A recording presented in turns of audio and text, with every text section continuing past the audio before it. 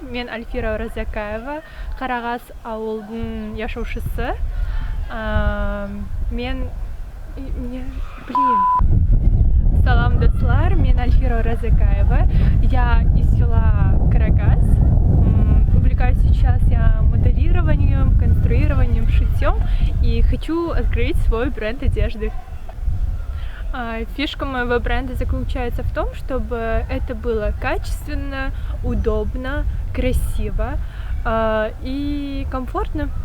На мне сейчас худи, которые шила я сама. Это из моей коллекции бренда РЗКВ. Как? Типа... Это кадр дашь прямо? Могу брать. Извините. На мне сейчас худи из моей самой первой коллекции. При моделировании худи, вообще, в принципе, любой одежды, я обращаю внимание на качество, на практичность, удобство и также немаловажный критерий – это красота. То есть всегда хочется выглядеть красиво, правда? Мой бренд называется РЗКВ. Почему РЗКВ? Потому что, первая буква А – это заглавная буква моего имени. РЗКВ – это согласная буква моей фамилии. Кстати, логотип должен появиться где-то тут.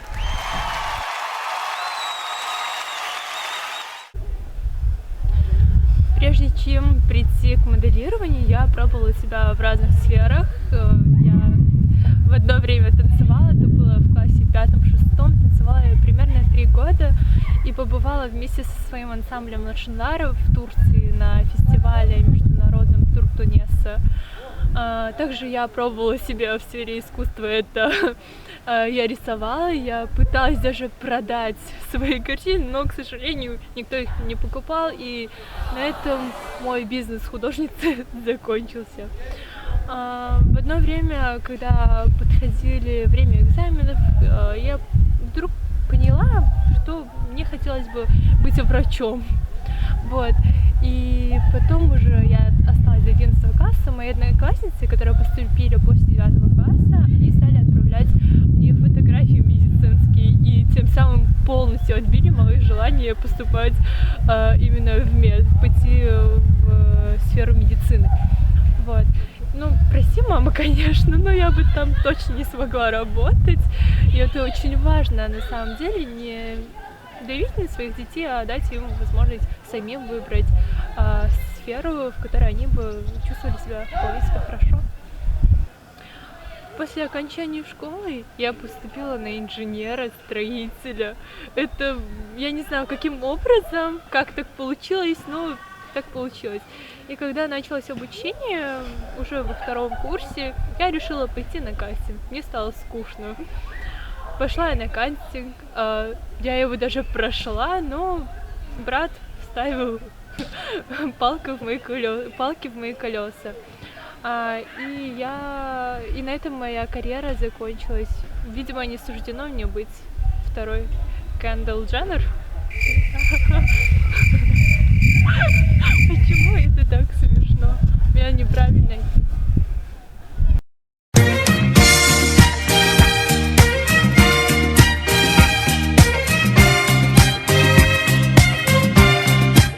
Сейчас я живу и обучаюсь в городе Махачкала.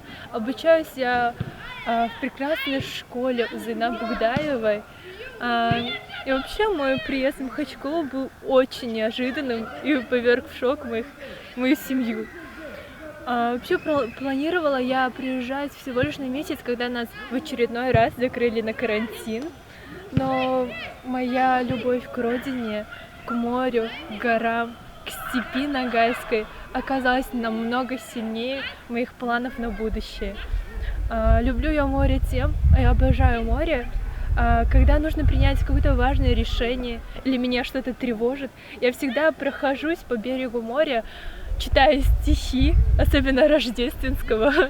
И вот так вот, когда меня все отпускает, я на свежую голову принимаю какие-то важные для себя решения или прихожу в себя.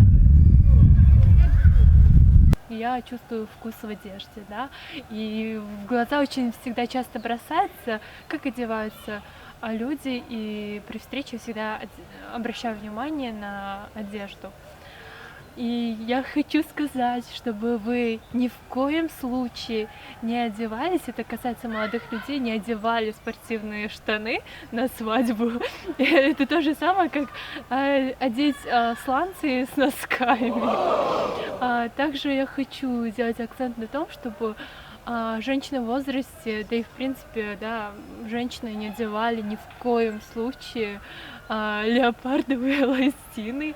И вообще в образе человека, мне кажется, не мне кажется, а вообще должно быть, они больше 3-4 цветов. То есть если также у вас одежда, допустим, с какими-то принтами, то обязательно, кто носит платки, они должны быть, платок должен быть однотонным. Почему это делается? Чтобы не мозолить глаза, чтобы это было не так... Не стоит этого? Броско. Не так броско и тяжело, да. Также хочу сказать, чтобы всегда, да, есть разные стили в одежде, и никто вам не запрещает одевать какие-то, там, изменять ваш стиль одежды. Это ваше индивидуально, но хочу сказать, чтобы вы одевались чисто, опрятно, чтобы у вас всегда вещи были выглажены и выстираны. Да? Да.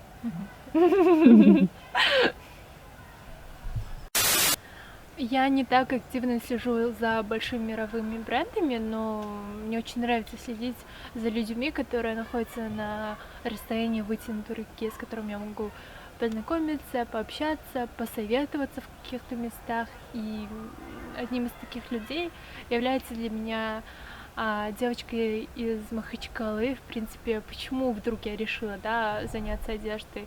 Она вот была последней той каплей, которая повлияла на мое такое решение. Дианейла, у нас с этой девочкой очень схожие вкусы, ее точно так же, как и меня, интересует в одежде там удобство, красота, практичность. В принципе, почему я не слежу так активно за большими мировыми там домами модными?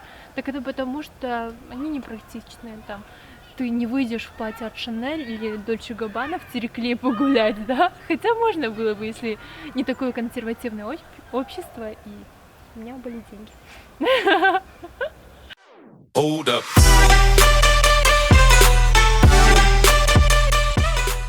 На мои взгляды на жизнь и на воспитание в целом сыграли немаловажную роль моя мама и мой брат. Мама всегда учила меня, я сага қаншақмы яманлық етсе де, о яманлықты қайтармаға ярамайды. Сен тек өзің ар ұяқтан көрсету керексің деп. То есть она, думаю, тем самым хотела сказать, что не стоит уподобляться людям, которые способны на такой низкий поступок, и всегда нужно относиться доброжелательно к людям. А вообще всегда между нами, 3 детьми, получается, мой старший брат, я и моя младшая сестра, мы все абсолютно разные, но мы очень сильно любим друг друга и привязаны друг к другу. И вот в детстве мне было очень сложно там расстаться с братом, когда он уезжал в Москву на заработки, а я была совсем маленькая, ничего не понимала. И вот он должен был приехать на свадьбу сестры, мы подготавливаемся на свадьбу, завтра, получается, той. И вот мои братья старшие, они поехали встречать моего родного брата. Я со всеми договорилась, что я вот первая выйду из дома и первая буду здороваться с братом. Ну и получается, машина подъезжает, я ищу сестру, а сестры нет моей родной нигде. Потом мне сказали, что она вот поехала и встретит брата. И меня это настолько сильно задело, я обидела, мендирогом толоп, ела. И в итоге я самая последняя стала, поздоровалась, встретила, получается, брата. И я вот очень сильно вот до сих пор люблю и всегда буду любить его, и сестру младшую тоже. И вот он приходит, я его обнимаю, потом не верю своим глазам, я тогда еще поменьше была, это я сейчас 1,75 м. И брат мой всегда, высокий тоже, я отхожу назад, смотрю на него, и мне не верится, я обратно его обнимаю еще крепче, мне не хочется его отпускать. И вот подруга моей тети, она смотрит, тоже плакала вместе со мной и говорит: «Кыз болған қалай ара?» У нее получается только сыновья. Альфира, что посоветуешь посмотреть вечером после работы? Фильм «Мавританец» очень классно снят, и сюжет просто прекрасный. Я не буду рассказывать подробности, просто посмотрите. Что ты набивала по поиску последний раз в интернете? Я вообще не знала, я только что посмотрела, это, оказывается, был ногайский флаг. Продолжи фразу «Я люблю слушать». Я люблю слушать Макса Коржа, я люблю слушать все. Я люблю слушать Любовь Успенскую тоже. Это музыка или опера? Музыка, в принципе. Этномузыка, да? Да. Любимая цитата? Все, что не делается, все к лучшему. Кофе или чай? Очень сложный выбор. Или Новошарик? Наверное, чай. Карагас или Махачкала? Карагас. Кто авторитет дома? Мама или старший брат? Я не могу сказать точно. И тот, и та, и тот пользуются авторитетом, и всегда прислушиваемся. С сестрой прислушиваемся к мнениям обоих. Угу. Продолжу фразу. Последний раз я читала. Последний раз я читала... Что я последний раз читала? Я не помню, что я... По-моему, я читала Стивена Кинга, там какой-то номер был, название. Я только-только вот начинаю его читать. Ты рассказывал, что читаешь стихи. Что пишешь стихи, прочитай какой-нибудь, если они рядом есть. Или по памяти расскажи, как удобнее. Давайте я по памяти расскажу. Послушай меня, мой друг. Послушай меня безвозмездно. Оставь при себе слова, они не помогут мне честно. Я просто хочу говорить. Я хочу, чтобы меня послушали. Советы твои не нужны. Дай мне, прошу, беруши. Я не слушать хочу, говорить. Говорить, как меня все достало. Говорить о том, что я сгоряча или просто, наверное, потеряла себя невзначай. Утешать не надо. Поверь мне, старания твои безуспешны. Я себя собирала не раз. Я справлюсь и в этот раз. Честно. Ну, красивые стихи вообще. Спасибо. Если не моделирование одежды, тогда что? Если не моделирование одежды, тогда бы я, наверное, работала с детьми. То есть я бы, наверное, преподавала. Продолжу мысль. Вчера вечером за ужином. Вчера вечером за ужином я не ужинала. Я не ужинала, нет. Ты сторонник правильного питания? Не совсем стараюсь. Всегда вроде перехожу на ПП, но нет. Я люблю больше кушать. А любимая национальная еда? Любимая национальная еда — это катлама и новошай. И цитата. Из ногайских поэтов, писателей, кого ты больше любишь читать? Кадрия Тимурбулатова. Шолпан Юлдыз наша. Обожаю просто. И что напоследок хочешь сказать зрителям? И напоследок, просто будьте хорошими людьми.